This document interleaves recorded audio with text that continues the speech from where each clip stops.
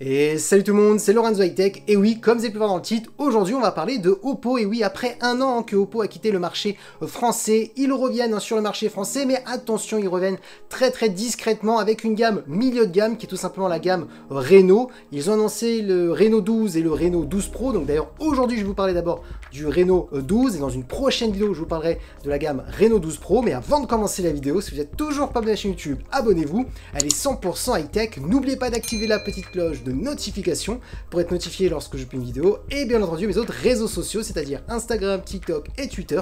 Tous les liens seront en bas dans la description. Maintenant, commençons par le design. Alors, ce Oppo Reno 12 change complètement de design comparé au dernier Oppo Reno 8 qui était sorti en France. D'ailleurs, je peux vous le montrer. Voici le Oppo Reno 8. C'était le dernier smartphone officiel sorti en France. Après, tous les autres smartphones au-dessus sont sortis uniquement sur le marché chinois. Donc oui, on voit qu'il y a un design complètement différent. On aime ou on n'aime pas. Moi, personnellement, je le trouve plutôt joli. On reste un petit peu dans le design de Oppo. Dites-moi tout de suite ce que vous en pensez en commentaire.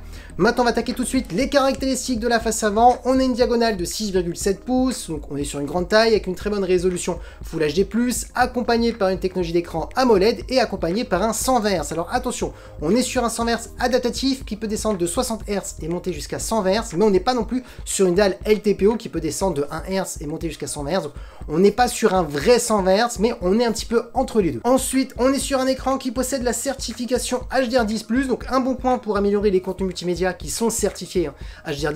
On a un écran qui est plutôt lumineux, on est sur un écran de 1200 nits, donc s'il reste une norme plutôt correcte. Et concernant la caméra frontale, on est sur du 32 mégapixels. Donc oui, on peut se le dire, on est sur un très bon écran et pourtant on est sur un smartphone qui est juste un smartphone milieu de gamme. Maintenant, attaquons la partie photo. Alors souvent la gamme Reno, parce que j'en ai testé pas mal, notamment ce Reno 8 Pro, la qualité photo souvent est plus que correcte par rapport pour un smartphone milieu de gamme, mais attention, ce n'est pas non plus la même qualité qu'un smartphone très haut de gamme de Oppo, c'est-à-dire par exemple celui-ci que je possède toujours, le Oppo Find X5 Pro, qui était le dernier smartphone le plus haut de gamme qui était sorti officiellement en France, parce que oui, bien entendu, vous avez d'autres Oppo Find X qui sont sortis en Chine, mais pas en Europe, vu qu'ils avaient quitté le marché, ça fait maintenant un an qu'ils avaient quitté le marché français. Alors ce Oppo Reno 12 sera plutôt bon en termes de qualité photo, mais attention, ça ne sera pas le meilleur photophone chez Oppo, et malheureusement pour la France, Oppo n'a pas décidé de sortir un Oppo Find X, c'est pour ça qu'il commence tout doucement à revenir sur le marché français.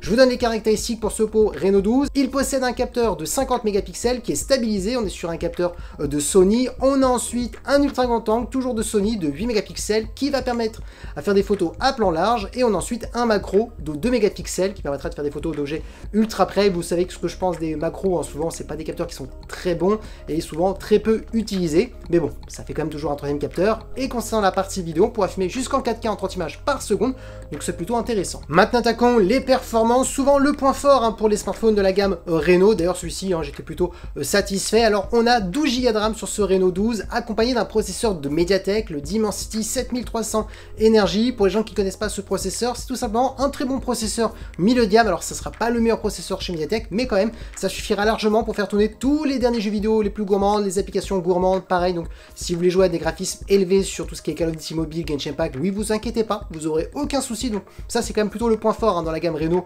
pour un smartphone milieu de gamme. Ensuite, vous aurez 256 Go, et si ça ne vous suffit pas, c'est pas grave, vous pouvez rajouter une carte micro SD pouvant aller jusqu'à 1000 Go, donc ça c'est un bon point. On a ensuite un son stéréo, donc pour apporter une meilleure immersion. Au niveau de la batterie, on est sur une grosse batterie de 5000 mAh avec de la recharge ultra rapide de 80 watts. Pour gagner 100%, il suffira simplement 30 minutes pour recharger complètement son smartphone, et si vous voulez gagner 50% de batterie, il suffira juste 10 minutes pour recharger la moitié du smartphone, donc c'est un bon point, on est quand même sur de la recharge plutôt rapide. Et pour terminer, on a de la Wi-Fi 6 et le Bluetooth 5.4. Et oui, je suppose que vous voulez connaître maintenant le tarif de ce smartphone, de ce Oppo Reno 12, et bien, il a été annoncé au tarif de 449 €, alors disponible pour tout le monde le 7 juillet, et bien entendu, on peut maintenant, dès à présent, le précommander avant le 7 juillet, donc voilà, il est disponible dès maintenant en précommande. Donc qu'est-ce que je pense de ce smartphone? Et ben on est sur un smartphone qui est plutôt bien équilibré par rapport à son tarif à 449 €. Quand vous regardez l'écran, franchement, il n'y a rien à dire, on est vraiment sur un écran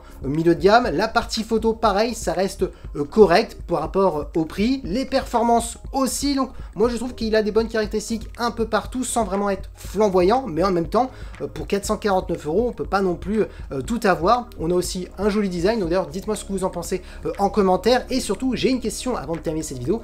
Est-ce que ce Oppo Reno 12 pourrait vous refaire revenir sur le marché marché de la gamme Oppo, vu que ça faisait un an que Oppo avait quitté le marché. Est-ce que ça vous donne envie ou est-ce que vous attendez la gamme Oppo Find X, qui est la gamme la plus haut de gamme de Oppo? Et voilà, la vidéo est terminée sur ce Oppo Reno 12. J'espère que cette vidéo vous a plu. Si c'est le cas, n'oubliez pas le petit pouce like, de vous abonner sur cette chaîne YouTube et d'activer la petite cloche de notification pour être notifié lorsque je publie une vidéo. Et bien entendu mes autres réseaux sociaux, c'est-à-dire Instagram, TikTok et Twitter. Tous les liens seront en bas dans la description. Et maintenant je vous dis à très bientôt.